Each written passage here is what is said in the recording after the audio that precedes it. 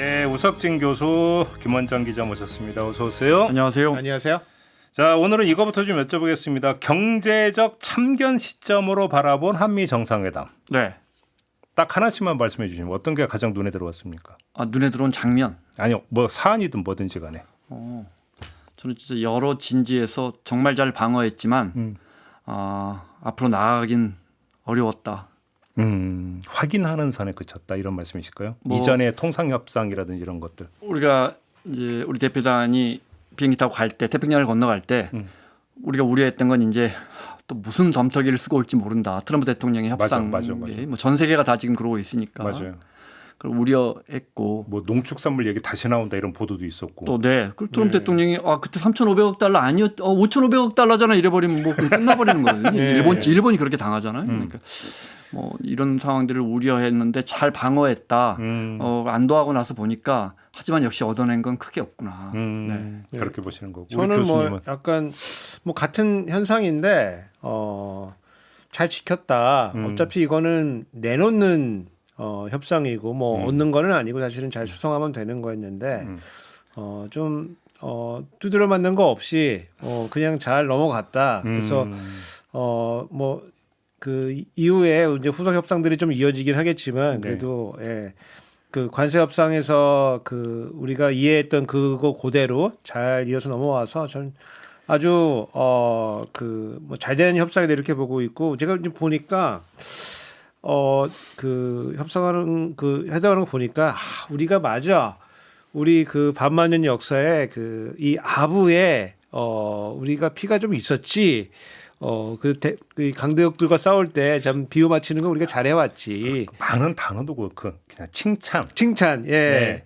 아니 그러니까 처음에 되게 약간 좀 어색하게 보이긴 했는데 생각해 보니까 우리가 이런 식으로 해서 그 위기들을 많이 넘겨왔지. 그래서 실익을 챙겨왔지. 이런 생각이 좀 이제 들긴 이거를 했습니다. 이제 제 나름대로 네이밍하면 전략적 칭찬 전술 이렇게 정리를 하는 걸로 하겠습니다. 아니 그러니까 제가 그 협상하는 거 보고 있으면 트럼프가 많이 약간 준비를 이렇게 해왔다고 좀 보이긴 했어요. 그런데 그 바로 전에도 무슨 뭐 숙청을 하느니 뭐 혁명을 하느니 그래서 깜짝 놀랐죠. 예, 그래서 저는 뭐 이제 이게 브라질과 같은 뭐죠 그 보우스나루인가 뭐 그 전 대통령 뭐 재판 가지고 뭐 시비 걸고 뭐 그래서 관세 때리고 막 이렇게 가는 건가 이렇게 걱정했었는데 그 딱 앉자마자 뭐 이제 그 뭐 대통령이 갖고 온 르네상스 뭐 이렇게 되니까 얼굴이 밝아지기 시작하면서 굉장히 회담이 저는 막 딴 데로 막 튀더라고요. 이렇게 무슨 뭐 내가 DMZ에 갔더니 김정은하고 얘기를 했는데 뭐 총이 뭐 엄청 많았고 막 이런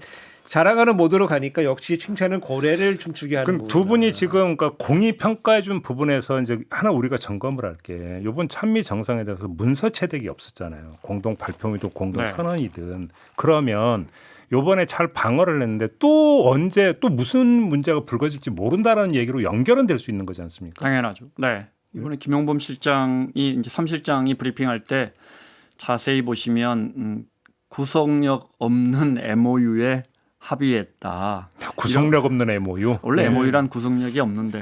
네. 그러면 이제 우리 국민들 입장에서는 전에 제가 말씀드린 일본도 직접 담당 장관이 경제재생상이 나와서 구속력 있는 합의문이 나온다면 우리는 서명하지 않겠다 이렇게 공개적으로 이야기를 했단 말이에요. 그러니까 그럼 이런 협상은 왜 하지? 이 난리를 왜 전 세계가 펴고 있지? 여기서 이제 뭐 전략적 모호성이라든지 뭐 이런 이야기가 나오는데 우리 협상팀은 이번에 가서 우리 이제 자동차 관세 우리 아주 중요하니까 이게 15%인데 아마도 우리 언론 보도에 따르면 12.5로 우리가 원래 2.5% 정도 더 낮았으니까 FTA 하면서 우리는 아예 관세가 없었으니까요.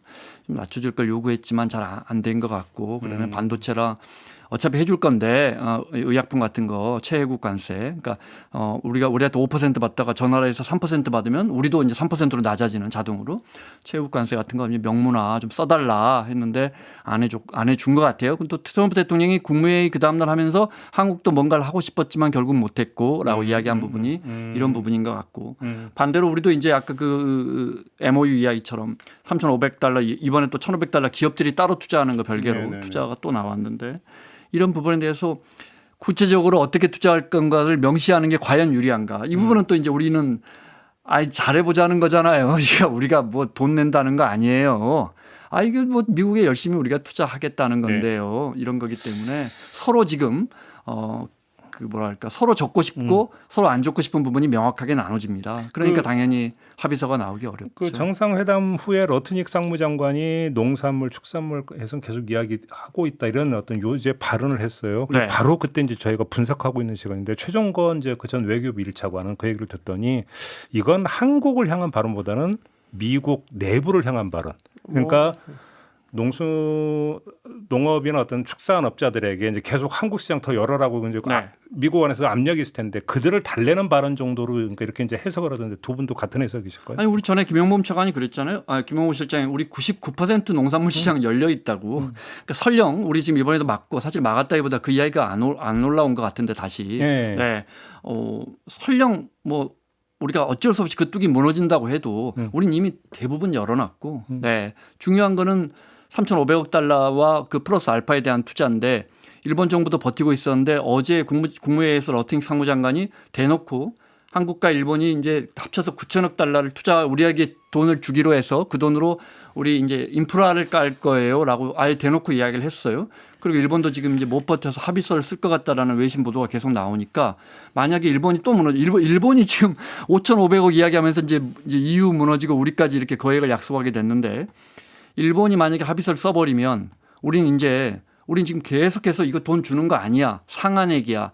대부분은 융자야 또는 융자 보증이야. 이렇게 이야기하고 있는데 이걸 진짜 현물 출자로 쓰자. 우리 그렇게 못해 라고 했을 때 트럼프 대통령이 어떻게 나올지. 그러니까 이번에 정말 우리가 첫 허들은 잘 넘겼지만 전에도 말씀드린 것처럼 이 위기는 정말 트럼프 임기 내내 간다. 두고두고 괴롭힐 것이다. 그러니까 우리 캐나다, 멕시코, 일본, 유럽 그러니까 이럴 때 쓰는 전문 용어가 있죠. 사방이 지뢰밭이다. 네. 그것도 있고 네. 제가 봤을 때는 이제 뭐 그런 정치적인 측면도 있고 이제 미국 공무원들 사이에서도 지금 뭐 이제 실적을 좀 내야 되기 때문에 지금 뭐 상무장관은 지금 실적을 좀 내고 있는 그런 상황이거든요. 그렇군요. 러트닉이 엄청 앞서갑니다. 그래서 이제 뭐 미국 그 무역 대표부도 조금 자기들도 실적을 좀 얻고 싶어가지고 아마 전선을 그냥 뭐 마무리 짓지 않고 조금 이렇게 넓혀가는 이제 그런 모양새를 보이고 저는 한 가지 재밌었던 게 뭐냐면은 그 뭐 확인할 수는 없지만은 그 이재명 대통령이 가가지고 트럼프 대통령한테 국무회의를 한번 공개를 해보면 참 좋은 거 아니냐. 어제 이런 노하우를 하나 뭐 전수를 해준 거 아닌가. 물론 추정입니다만. 추정 완전히 소설이죠. 완전히 제가 어떻게 알겠습니까. 근데 그럴 수도 있겠다. 그러니까 갑자기 3시간 뭐 3시간 2.20분이죠. 트럼프 대통령이 79살인데 3시간 20분 동안 자기 자랑만 했다잖아요. 그렇게. 아니 그래서 그것도 그 체력도 진짜. 아니 미국 그 장관들도 약간 뭐 이렇게 기세가 뭐 아주 센 줄 알았더니 다들 그 칭찬하느라고 정신 없더라고요 보니까. 저 다른 이야기 하나 아까 교수님이 잠깐 언급하셨는데 우리도 이제 뭐 미국의 극단주의 세력이 이번에 이제 한국 정부에 대해서 아주 뭐 악담을 하려고 하고 그것이 조직적으로 이렇게 연결되려고 아마 정치 쪽에서 다루셨을 것 같은데. 저희도 계속 그거 좀 보고 있어요. 좀 또 취재도 좀 하고 있는 게. 그러니까 우리가 이제 다른 나라도 똑같이 이렇게 힘든 상황이니까 우리도 비슷하다지만 예를 들어 일본을 보십시오. 일본처럼 미국과 정말 가까운 나라도 연립 여당조차도 트럼프 대통령에게 굉장히 비판적입니다. 보수 여당조차도. 아니 예를 들어 명나라 때 명에서 우리에게 너무 지나친 요구를 하면 근데 그때 당파 싸움 아니라 뭐 서인 남인 뭐 북인 동인 뭐 하다가 결국 어떻게 됐습니까? 그런 역사를 갖고 있는 나라에서 다른 나라는 이유는 심지어 다 다른 나라들끼리 합쳐진 경제 공동체인데도 아마 누가 뭐 스페인이 잘못해서 이탈리아가 잘못해서 독일이 잘못해서 이러지 않을 것 같고 뭐 어디 협상하고 있는데 삐끗하게 해버려라 이렇게 바라는 나라 없을 것 같아요. 근데 우리는 어떤 세력 어떤 진영에서는 혹시 잘못돼 버려라. 아주 그러면 안 되죠. 그런 게 있는 게 아닌가. 있어서는 그러니까. 안 되지만 정말 만약에 이번 회담이 잘 된 게 있으면 저는 예를 들어 뭐 아주 작은 것까지도 많이 준비한 것 같아요. 뭐 예를 들어 대통령이 백악관 들어갈 때 쉐보레 서버번이라는 우리 언론이 안 쓰더라고요. 외신만 쓰던데 그 이제 GM이 만든 그런 것들 참 예를 들어 윤석열 대통령은 당연히 벤츠 마이바흐 타고 들어갔거든요. 근데 GM 차를 타고 들어가잖아요. 굉장히 준비 많이 한 거예요. 그래서 정말 열심히 했어요, 정말. 그 볼펜은 어떻게 생각하십니까? 그러니까 전 의도했는지는 모르겠어요. 아니, 저는 근데 의도까지 안 한 것 같은데. 트럼프는 혹시 볼펜 수직광인가요? 왜 이렇게 크게 관심을 보였을까? 그러니까 저는 그런 부분은 아닌 것 같아요. 트럼프 대통령이 예를 들어 이재명 대통령에게 의자를 이렇게 딱 빼줬으니까 대단한 거다. 또는 트럼프 대통령이 저기 회담 끝나고 배웅을 안 나왔으니까 대단한 뭐 결례다. 그런 거 뭐 볼펜을 가져갔으니까 우리 볼펜에 대한 굉장한 트럼프 대통령은 그런 사람이 아니에요. 트럼프 대통령은 그냥 그리고 다른 데 가버리고요. 어제까지 좋았다가 어제까지 뭐 great man이라고 했다가 오늘 그냥 싹 돌리는 사람이고요. 그냥 맞아요. 아무것도 예측이 안 되는 사람이에요. 그냥 볼펜이 손에 좋았던 이렇게, 거. 네, 그냥 한 이야기예요. 저 뭐야? 이렇게 된 것도. 예. 근데 그 이런 이제 서양 같은 것들은 이제 그 스태프들이 잘 파악을 해가지고 그 이제 비슷한 걸로 이제 준비를 좀 해 갔기 때문에 그 눈에 들어왔기 때문에 이제 그거 혹시 가져갈 거냐 물어본 게 그렇게 달라고 한 게 아니고 혹시 이거 가지고 하여튼 이제 집에 가져갈 거냐? 가져갈 거냐 네, 이렇게 이게 이제 펜으로 쓰면 그 서명지가 이렇게 좀 번쩍번쩍해서 잘 안 써지고 만년펜으로 쓰면 그래서 이제 네임펜이 과거에 문재인 정부 때 등장을 했고 네임펜으로 하니까 너무 이게 그렇죠. 격이 떨어지잖아요. 영상도 그래서 있더라고요. 네, 네임펜이 나오는 만년필을 또 만들었고 하는 것처럼 정상회담에 그 우리가 보이지 않은 스태프들이 어마어마한 준비를 한다. 그게 그러니까요. 살짝 일부분이 드러난 거고 어쨌든 잘한 부분이 있고 잘 막은 부분이 있으면 격려해주고 하지만 이런 부분을 좀 경계할 건 경계하고 더 준비하자 이런 나와야 되는데 아첨 뭐 홀대 뭐 이런 것 이야기만 나오면 우리가 명나라 때하고 뭐가 달라졌나? 근데 조금 전에 김 기자가 이제 어떤 일본이 뭐 이제 관세나 이런 거에서 덜컥 문서 채택하면 어떡하냐는 말씀을 주셨길래 제가 하나 여쭤볼 게 있는 게 이재명 대통령이 미국과 일본 거쳤고 20하고 원래 소인수 회담 예정이 5분이었는데 1시간 넘게 진행이 됐고 거기서 뭐라 그러냐 관세 이야기 많이 했다고 브리핑까지 나왔어요. 그럼 혹시 그 자리에서 한일 대미 공조 얘기가 나왔을 가능성도 있는 거 아닙니까? 저는 뭐 지금 바로 그 이야기를 드리려고 그랬는데 틀림없이 이야기했다고 생각합니다. 우리 이렇게 하자. 도장 찍과 너 배신 때리면 안 돼. 뭐 이런 이유도 얘기. 버티고 있어. 도장 찍은데 영국밖에 없어. 우리도 이거 버텨야 돼. 이거 도장 찍으면 안 돼. 그럼 어떻게 해야 되지? 서로 그런 이야기 했을 것 같아요. 했다고? 네. 교수님 어떻게 그러니까 주장을 하십니까? 그러니까 그런 얘기를 했을 거라고는 생각하지는 않아요. 왜냐하면 우리가 일본하고 그 정도의 우리가 신뢰가 있는 관계인가. 또 일본이 가서 고자질하면 큰일 나니까. 그리고 우리가 일본이 늘 뒤통수를 때리기 때문에 그 정도까지 신뢰는 없는데 근데 한번 들렸다 왔기 때문에 미국 입장에서 봤을 때도 뭐 어떤 컬럼들이 나왔냐면은 트럼프 정부의 강공이 미국과 이 관계 때문에 한국과 일본이 급속도로 가까워지고 있다. 그래서 이 먼 관계를 지금 가깝게 만들고 있는 이런 것들이 뭐 짧게 보면은 뭐 대중국 전선에 있어가지고 유리한 측면도 있지만 동시에 뭔가 이런 무역 협상에 있어가지고 그 한국과 이제 일본이 뭔가 아까 기자님 말씀하신 거대로 이 협력 체계로 들어가게 되면 상당히 어려울 수 있다 이런 우려도 동시에 하고 있거든요. 근데 이런 거를 명시적으로 했을 것 같지는 않아요. 근데 하지만 밖에서 봤을 때 그런 가능성이 열려 있다는 거는 상당히 레버리지로 작동할 수 있었다 이렇게 보고 있죠. 알겠습니다. 한 발 물러나서 그러면 명시적으로 하지 않고 눈빛으로. 그렇죠. 눈빛으로. 예. 그렇죠. 아니 그러니까 그게 말하는 게 중요한 게 아니고 상대방이 봤을 때 그럴 가능성이 있다는 가능성만 열려 있어도 작동하는 거기 두 때문에 정상이 어떤 이야기를 나눴는지도 중요하지만 아까 말씀드린 것처럼 이 부분에 대해서 문서화를 하려는 움직임이 뚜렷해졌기 때문에 이제 이걸 막아야 하는 게 이제 중요합니다.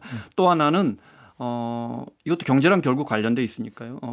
어찌저찌해서 트럼프 대통령을 춤추게 하면서 이제 북미 대화를 하겠다 이런 말을 끌어내는데 그동안 트럼프 대통령이 지나가는 말처럼 했지만 그리고 실제로 에이펙에 오고 그것이 당장 저는 뭐 10월 말에 김정은 위원장과 뭐 요즘 우리 언론이 어제 앞서가서 뭐 원산에서도 만날 가능성이 뭐 이런 썼던데 매우 어려울 거라고 봅니다. 하지만 잘 생각해 보십시오. 우리가 지금 이제 속된 말로 이제 많이 털립니다. 전 세계가 털리고 우리는 미국한테 장사를 많이 하는 나라이기 때문에 그만큼 더 털릴 겁니다. 이거 뭐 우리 국가 안에서 쓸 돈도 없는데 그런데 트럼프 대통령 이런 강력한 지도자 때문에 덕분에 북미 관계가 좋아지고 한반도에 평화가 오고 북한이 개방할 수 있는 어떤 단초를 열 수 있다면 이건 진짜 우리로서는 뜻하지 않는 트럼프라는 아주 예측 불가능한 그 지도자 덕분에 뜻하지 않는 혜택을 입는 가장 큰 혜택을 입는 나라가 될 수도 있는 거거든요. 그래서 이번에 그 부분에 대해서 저는 첫 단추까지도 아닌 것 같아요. 첫 단추에 손 정도 닿은 것 같아요. 하지만 절대 이 부분을 우리가 간과하지 말아야겠다. 알겠습니다. 여하튼 이번 뭐 협상을 통해서 상당히 불확실했던 국면들이 좀 정리가 좀 되고 있어가지고 기업들도 뭐 이 하반기 이 경기에 대한 이런 기대감들 좀 높이고 있어가지고 뭐 기업 경기에 관련된 여러 가지 지수들이 나오고 있는데 굉장히 지금 상당히 고무적으로 보고 있다. 알겠습니다. 이 정도로 정리를 하고 요거 좀 잠깐 좀 그 두 분 설명 좀 듣고 넘어가겠습니다. 2차 상법 개정안이 통과가 됐습니다. 네. 핵심 그 내용이 뭔지 하고 이게 좀 어떤 영향을 미칠지 좀 그 말씀을 주신다면.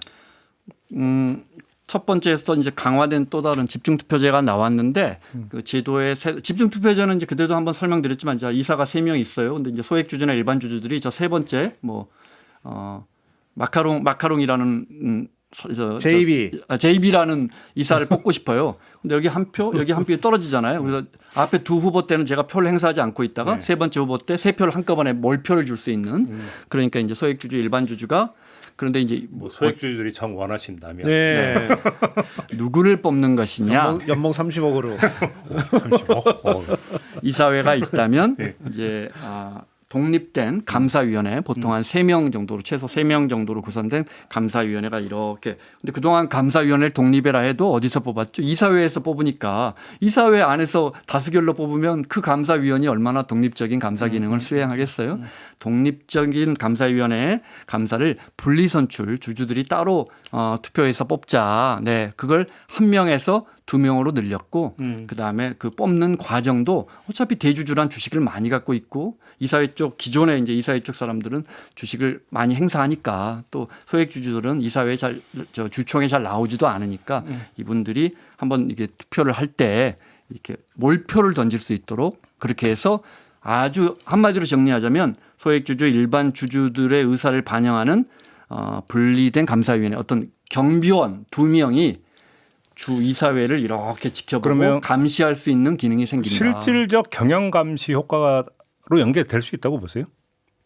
아무래도 그 우리 그 역사적으로 보면은 이제 뭐 사회이사 뭐 이런 거 도입될 때도 보면은 그 전에는 뭐 이사회를 안 하는 회사들도 많았어요. 그냥 열었다고 회의로 하고 그냥.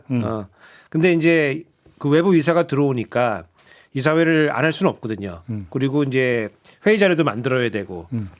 그 얘기는 이제 그 외부에서 들어온 이제 감시자들이 들어오면 들어올수록 아무래도 견제가 된다고 봐야 되고 그 견제 기능이 높아지면은 물론 이제 그 이 경영자들의 자유도는 좀 떨어지겠죠. 아무래도 마음대로 하던 거에서 이제 아무래도 보고도 해야 되고 서류도 만들어야 되고 절차도 거쳐야 되니까 그럼에도 불구하고 이게 개인의 이득으로 귀결되는 이런 회사의 결정을 이 배임인데 배임에 해당되는 결정들을 그냥 마음껏 하지는 이제 못하게 됐다. 이제 뭐 이 정도로 볼 수가 있겠죠. 그렇게요. 증시에도 좀 영향을 미칠까요? 큰 영향. 언론에서는 좀 영향이 있을 것이다. 뭐 당연히 긍정적인 효과가 있을 것이다 생각하지만 저는 결국은 이제 세 번째 개혁 자사주 의무 소각이 핵심이라고 생각하고 그럼 이제 재계가 진짜 너무 많은 변화를 얻게 되니까 그때 말씀드린 것처럼 아마도 배임죄를 없애주면 재계는 그러면 뭐 재계는 진짜 배임죄가 이게 너무 걸림돌이거든요. 진짜 이게 뭐 검찰이 원하면 언제든지 이걸 이 카드를 꺼내 써버리니까 총수들 이걸로 위협을 해왔으니까. 저는 그 약간 코스피 5천 뭐 이거 목표는 좀 없애야 된다고 좀 생각하거든요. 이제 얘기 그만해야 된다. 구만전자는. 구만전자는 해야지. 구만전자를 해야지 이제 본전이기 때문에 이제 해야지. 근데 이제 구만이면 이제 본전 되시는 거예요. 진짜 고점에 들어가죠. 많습니다. 이게 근데 우리 이게 얼마나 많은 왜냐면 지금 그 제가 이제 여당 국회의원들 조금 이렇게 말씀 나눠 보면은 5천이 완전 족쇄로 지금 작동하고 있어가지고. 5천은 안 되면 어떡하냐 이거 공포가 뭐 어마무시하거든요. 그래서 그렇다 보니까 이제 여러 가지 이제 법들이 5천을 향해서 달려가는데 5천이 또 되는 것도 아닌데 혹시라도 조금씩 떨어지면은 굉장히 이제 공포에 떨고 있기 때문에 이제 우리 그 자산 시장이 이 기업의 가치를 잘 대표할 수 있게 그렇게 선진화시킨다 이제 그런 방향으로 해야지 5천을 걸고 하기 시작하니까 상당히 좀 부담스러운 측면이 있다. 좀 이렇게 보여지고 아까 기자님 말씀해 주신 그 자사주 의무 소각 그 부분이 굉장히 약간 크리티컬해 보이고 뜨거운 것이 옵니다. 이게 의외로 민주당 내에서도 요거는 조금 약간 뜨뜻미지근한 것 같아요. 그래요? 여기까지 가야 되냐 뭐 이런 식으로. 그런데 이제 그걸 이제 조금씩 할 수도 있는 거죠. 언제 안에 팔아라.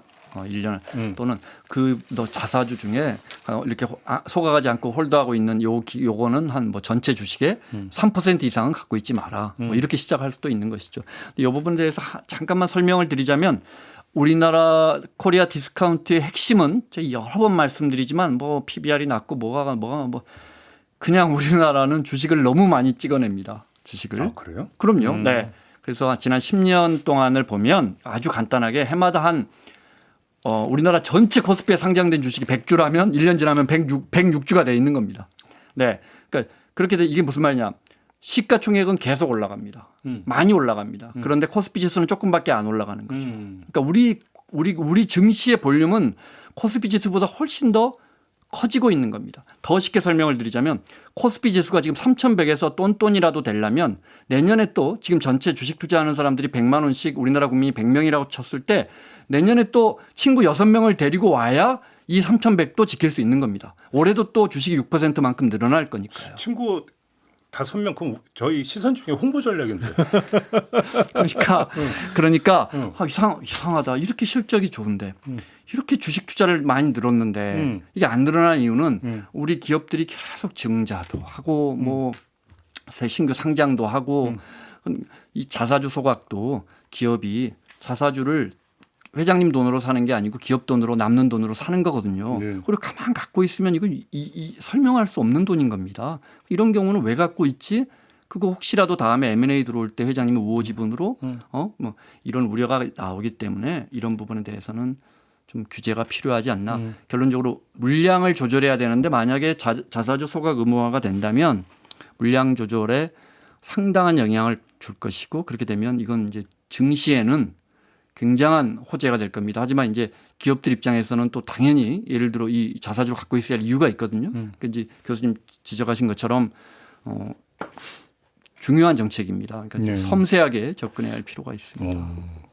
제가 여담이지만 저희가 뭐 저번 주에 이제 그 구윤철 장관의 PBR 10 그거를 제가 이제 캐먹고 다녔거든요.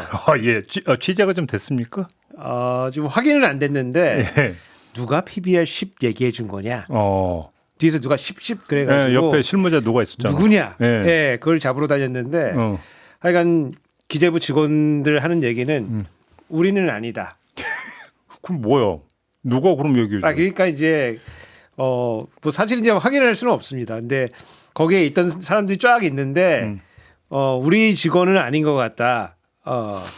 굉장히 좀 오묘한 말씀을 주셨어요. 이해가 좀 안 되는데.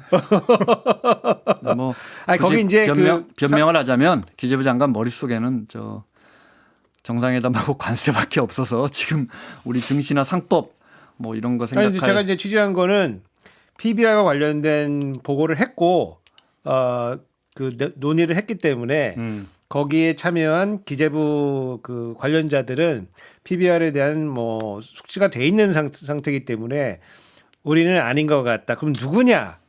확인은 못 해준다. 그러면 이제 거기 참석했던 사람들 중에서 기재부 이제 고위 직원을 지우고 나면은 몇 명 남습니다. 근데 제가 특정할 수 없는 게 제가 확인한 게 아니기 때문에 특정하기 좀 어려운데 하여간 의외의 음물일 수가 있다. 그래요? 진짜로? 그러니까 거기 목소리가 이제 들리긴 합니다. 그래? 네, 들리긴 합니다. 방송 끝나면 저한테 얘기 좀 해주시고 가시고. 기재부에서 우리 억울하다 지금 그러고 있어요. 지금. 알겠습니다.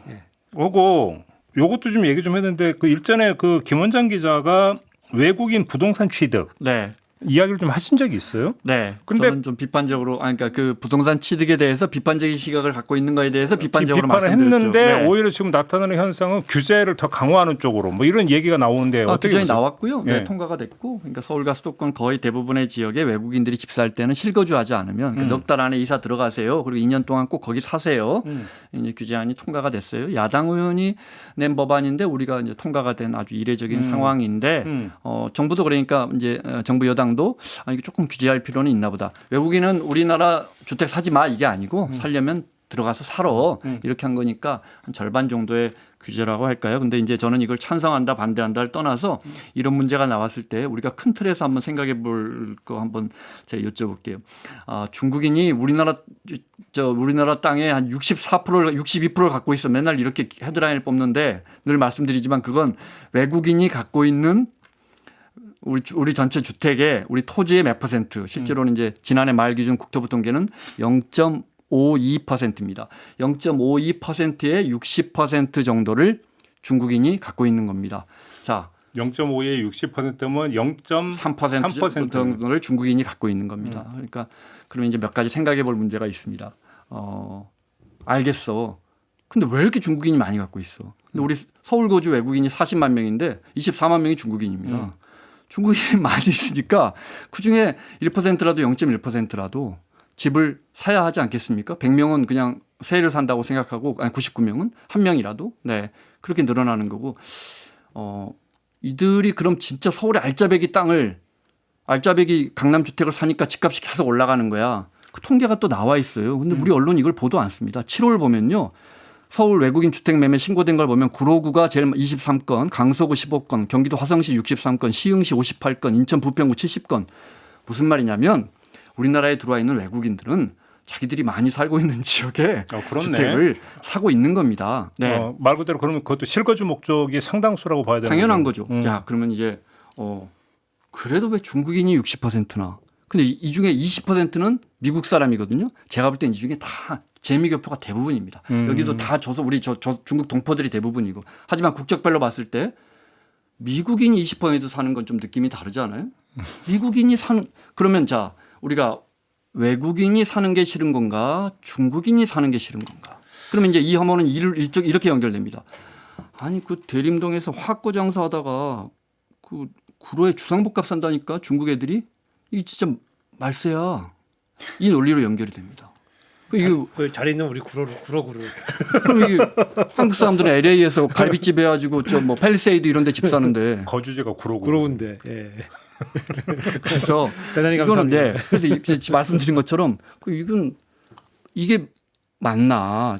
저는 우리가 너무 오버하고 있잖아요. 예를 들어 좀 과잉 대응하고 있다. 자. 외국인은 앞으로 계속 더 들어올 거고 실제 외국인들의 우리 주택 소유 비율은 제가 아까 0.52라고 말씀드렸지만 계속 늘어날 겁니다. 그럼 우리가 여기서 이제 외국인을 그만 받을 것인가? 네. 외국인 계속 늘어날 겁니다. 근데 이제 뭐 국민들 뭐 정서는 이런 거는 있을 것 같아요. 왜냐하면 우리가 대출이나 뭐 여러 가지 이제 뭐 그 주택 구입과 관련해서 이제 허가도 받아야 되는 지역도 있고 막 뭐 이런 네, 규제들이 세게 지금 들어와 있는데 외국인들은 되게 이제 대출 한번 현금으로 사버리죠. 예, 외국인들은 이제 그 조금 약간 규제의 사각지대에 벗어나 있는 것 같고 사실 뭐 집값이 오를 것 같은 기대는 다 형성이 돼 있는데 우리는 막혀 있고 저 외국인은 그 규제를 돌아서 뭔가 좀 그 자본 이득을 좀 얻을 것 같기 때문에 그런 정서가 사실이든 사실이 아니든 그런 것들이 퍼져 있으면은 이런 종류의 규제를 이제 요청을 이제 하게 되는 거고 이제 정부는 이제 사실을 조금 더 이 분명하게 밝히는 현황을 분명히 밝힘으로써 좀 이런 불안감들을 좀 잠재워줘야 되고 근데 뭐 이제 한동훈 같은 이제 이런 정치인들은 뭘 들고 나오냐면 이제 상호주의를 들고 나오거든요. 우리가 그 나라에 가서 살 수 있으면은 우리나라에서 사도 되는 특히 거고. 중국. 네. 네, 그게 안 되면은 막아야 된다. 이게 이제 상호주의라고 하는 이제 그런 이제 원칙하에서 보게 되면은 그러면 이제 거기에 그런 원칙에 동의한다고 하면은 그럼 조금 더 들여다봐야 될 측면은 있는 거다. 이제 이렇게 보는. 근데 저는 거꾸로 우리 국민이 다른 나라에 가서 상호주의죠. 부동산을 취득하는 경우가 많이 있나요? 예를 들어 지금 얼마 전에도 말레이시아에 그 말레이시아 사람이 용산에 이 주택을 한 채 샀는지 여러 채 샀는지 모르죠. 180억짜리 집을 사버렸다는 기사가 크게 나와서 오. 또 이제 댓글에 뭐 큰일 났다. 서울 집 다 외국인이 사버린다 이렇게 했는데 한국 사람이 시드니 가지고 한 200억짜리 고가 주택 사는 건 이건 어떻습니까? 뭐 아주 그러면 호주 제 사람들이 야 입장에서는 이거 상상도 안 되는 호주 사람 아니 뭐 한국인들 이런 일 많이 200억이 있거든요. 나갈 수가 있어요. 우린 캘리포니아 아니 그 세금 내고 가야 되고 아니 지금 한도가 많이 확대됐죠. 아니, 우리 제가- LA에 지금 많이 삽니다. 제가 왜 여쭤봤냐면 이건 뭐 네. 농담이긴 한데 그 부동산 급매 나오는 거 보면 주된 사유 중에 하나가 갑자기 해외 지사 발령이 나가지고 그 이제 그래서 그건 단순 면식하고 똑같은 제가 거지. 뭐 외국인들 집 사게 가만 놔두자 이건 아니고 상호주의도 보십시오. 그 이제 우리 저 한동훈 그런 분들이 주장하시는 상호주의 대부분은 중국입니다. 중국이 이렇게 하니까 우리도 이렇게 막자. 그러니까 우리 사회 시스템도 중국처럼 가자.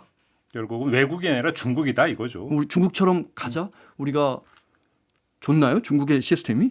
근데 그건 어떻게 보세요? 저기 네. 제주도는 어떻게 보세요? 그러니까 딱 그 말씀으로 마무리할까요? 네. 중국 관광객들이 물밀듯이 들어와서 우리가 가서 막 발이 채일 정도로 해서 우리 국민들이 제주도 중국 사람들 좀 줄었으면 좋겠다고 하던 때가 있었어요. 많이 줄었죠.